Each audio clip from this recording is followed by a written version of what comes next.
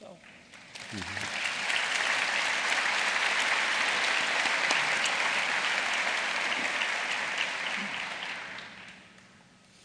So Linda, I want to bring the audience into the discussion right from the beginning.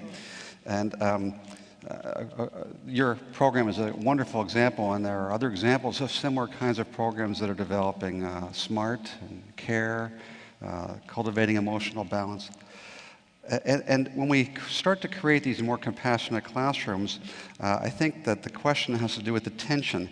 And that's how do we create compassionate classrooms when both students and teachers are graded and they're competing with each other on measures of success? How do we balance these two things together? Great question. Well, first of all, we work as hard as we can on expanding a vision of education that does not put on the back burner what we're talking about. It's the front burner that it needs to be on. It's the front burner. And I know that's a metaphor that needs your translation, perhaps.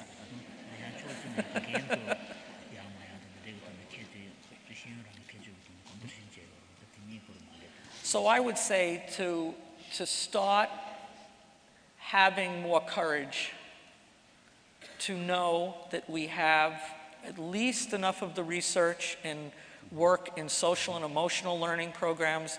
We're beginning to have the early research that is pointing to this, to really expand that vision. But I'm also thinking of one day, Your Holiness. We have these tests, I have to say these terrible tests, because I don't actually think that they measure anything about what we need to know. And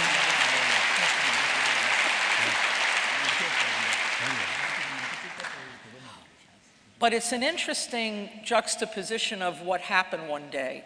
After the standardized tests. So he's always wondering what you mean by some of the tests being not very useful. Well, I don't feel a lot of the tests like the reading and the math are really, really measuring how well kids really do in those subjects. I don't think they have a strong connection and correlation. And what it does in schools is make schools giant test prep centers. What teachers are being asked to do is prepare for the tests.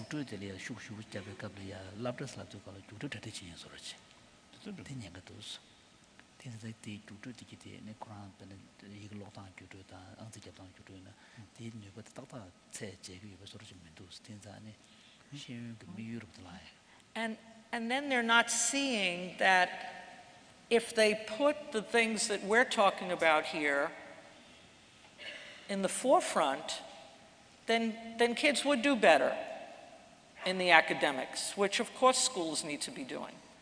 So anyway, one of these days, they were taking the tests, and we had something afterwards with our teachers. They were coming together. And so I asked all the teachers who, had this day, which usually is a very stressful day, how was it? They said, well, for the first time, we felt we didn't make kids even more stressful because we started off with being quiet.